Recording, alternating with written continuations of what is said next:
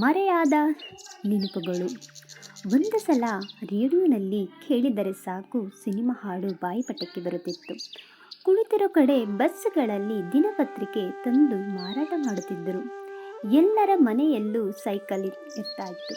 ಎಲ್ಲ ಬಸ್ಸುಗಳಲ್ಲೂ ಸೀಟ್ ಸಿಗ್ತಾ ಇತ್ತು. ಮದುವೆ ಮನೆಗಳಲ್ಲಿ ಕೆಳಗೆ ಕೂರಿಸಿ ಊಟ ಬಡಿಸ್ತಾ ಇದ್ರು.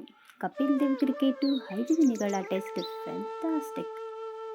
ಪ್ರಜಾಮತ ಸುಧಾಮಗಳಲ್ಲಿ ಒಳ್ಳೆಯ ಧಾರಾವಾಹಿ ಕಥೆಗಳು ಬರುತ್ತಿತ್ತು. ಮನೆ ಮನೆಗಳಲ್ಲಿ ಟೇಪ್ ರೆಕಾರ್ಡ್ಗಳಲ್ಲಿ ಸಂಗೀತ ಕೇಳಿ ಬರುತ್ತಿತ್ತು. ಮನೆ ಮುಂದುಗಡೆ ಹೆಂಗಸರು ತಾಚಿ ಗೂಡ್ಸಿ ರಂಗೋಲಿಯನ್ನು ಹಾಕ್ತಿದ್ರು. ಸಿನಿಮಾಗೆ ಹೋಗೋಕ್ಕೆ 2-3 ದಿನಗಳ ಪ್ಲ್ಯಾನು ಹಾಕಬೇಕಿತ್ತು. ಯುಗಾದಿ, ದೀಪಾವಳಿ ಹಬ್ಬ ಬರೋದಕ್ಕೆ 1 ತಿಂಗಳು ಮುಂಚಿತವಾಗೇ ನಾವೆಲ್ಲ ಕಾಯ್ಕೊಂಡಿರ್ತಾ ಇದ್ವಿ. ಹೌದು, ಯುಗಾದಿ ದೀಪಾವಳಿ ಹಬ್ಬ ಬಂತಂದರೆ ಸಾಕು, ನಾವು 1 ತಿಂಗಳು ಮುಂಚೆನೇ ಕಾಯ್ಕೊಂಡು ಕೂತ್ಕೊತಾ ಇದ್ವಿ. ಬಟ್ ಈಗಿನ ಕಾಲದಲ್ಲಿ ಆ ಒಂದು ಕ್ಯೂರಿಯಾಸಿಟಿ ಅನ್ನೋದೇ ಇಲ್ಲ. ಆ ಕಾಲಕ್ಕೆ ಟಾನ್ಸಿಲ್ ದೊಡ್ಡ ಆಪ್ರೇಷನ್.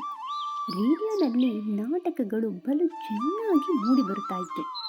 ಸುಮಾರು ಎಲ್ಲರೂ ಸರ್ಕಾರಿ ಶಾಲೆಯಲ್ಲೇ ಓದ್ತಿದ್ವಿ. ರಸ್ತೆಯಲ್ಲಿ ಯಾವುದಾದ್ರೂ ಒಂದು ಕಾರು ಹೋದರೆ ವಾ ಅಂತ ಫುಲ್ ಖುಷಿ ಪಡ್ತಾ ಇದ್ವಿ. ಈಗ ಬಿಡಿ, ರಸ್ತೆಗಳಲ್ಲಿ ಎಷ್ಟೊಂದು ಕಾರ್ ಹೋಗ್ತಾ ಇರುತ್ತೆ. ಕನ್ನಡ ಮೇಷ್ಟ್ರಿಗೆ ಸರಿಸಾಟಿ ಯಾರೂ ಇರಲಿಲ್ಲ ಆ ಟೈಮ್ಗೆ. ಸುಲಭವಾಗಿ ಆ ಟೈಮ್ಲೆಲ್ಲ ಹುಡುಗಿ ಸಿಕ್ಬಿಡ್ತಾ ಇದ್ಲು. ಈ ಟೈಮ್ಲಿ ಹುಡುಗಿ ಸಿಗೋದೇ ಕಷ್ಟ ಆಗಿಬಿಟ್ಟಿದೆ. ಕ್ರಿಕೆಟ್ನಲ್ಲಿ ವೆಸ್ಟ್ ಇಂಡೀಸ್ನ ಗೆಲ್ಲುವುದು ಸಾಧ್ಯವಿರಲಿಲ್ಲ. ಸಾಧ್ಯನೇ ಆಗ್ತಿರಲಿಲ್ಲ. ಮಾರ್ಕೆಟ್ಗೆ ಹೋಗಲು 10 ರೂಪಾಯಿ ಸಾಕಾಗ್ದಿತ್ತು. ಏನಾದರೂ ನಾವು ಮಾರ್ಕೆಟ್ಗೆ ಹೋಗ್ಬೇಕಂದ್ರೆ 10 ರೂಪಾಯಿ ನಾವೆಲ್ಲ ವ್ಯವಹಾರನ ಮಾಡಿಬಿಡ್ತಾ ಇದ್ವಿ ಮನೆಯದು. ಹೀಗೆ 10 ರೂಪಾಯಿಗೆ ಒಂದು ತರಕಾರಿನೂ ಬರಲ್ಲ. ಅಪ್ಪ ಅಮ್ಮನ ಪಕ್ಕದಲ್ಲಿ ಆಗಾಗ ಮಲ್ಕೊಳ್ತಾ ಇದ್ವಿ. ಆ ಒಂದು ಖುಷಿನೇ ಬೇರೆ, ಚೆನ್ನಾಗಿರ್ತಿತ್ತು. ಉರಿ ಬಿಸಿಲಿನಲ್ಲೂ ಚಪ್ಪಲಿ ಇಲ್ಲದೆ ನಡೆಯುತ್ತಿದ್ವಿ. ಹೇರ್ ಕಟ್ ಮಾಡಲು 2 ರೂಪಾಯಿ, ಸೇವಿಂಗ್ಗೆ 50 ಪೈಸೆ. ಆ ಕಾಲದಲ್ಲಿ ಹೇರ್ ಕಟ್ ಮಾಡಬೇಕು ಅಂದರೆ 2 ರೂಪಾಯಿಗೆ ಸೇವಿಂಗ್ ಮಾಡ್ತಾಯಿದ್ರಂತೆ. ಮದುವೆ ವಯಸ್ಸಿನ ಹೆಣ್ಣು ಮಕ್ಕಳು ಲಂಗ ದಾವಣಿ ಹಾಕ್ತಾಯಿದ್ರು.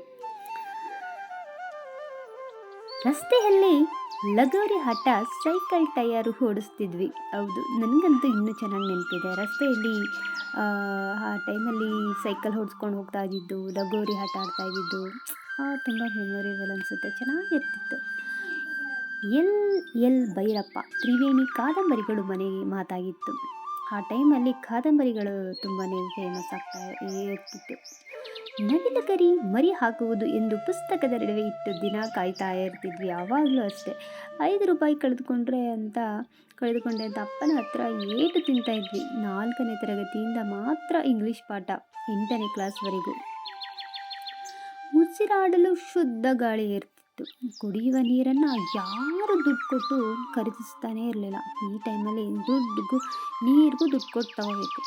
ಲವ್ ಮಾಡೋದು ಥ್ರಿಲ್ ಆಗ್ತಾ ಇರ್ತಿತ್ತು. ಆ ಟೈಮಲ್ಲಿ ಲವ್ ಮಾಡೋದೇ ಥ್ರಿಲ್ ಇರ್ತಾ ಇತ್ತು. ಸಿನಿಮಾ ಹಾಡಿನ ಪುಸ್ತಕ ಫುಟ್ಪಾತ್ನಲ್ಲಿ ಮಾರುತ್ತಿದ್ರು. ಒಟ್ಟಿನಲ್ಲಿ ಬಹಳ ಮರ್ಯಾದೆ ಇದ್ದಂಥ ಕಾಲ.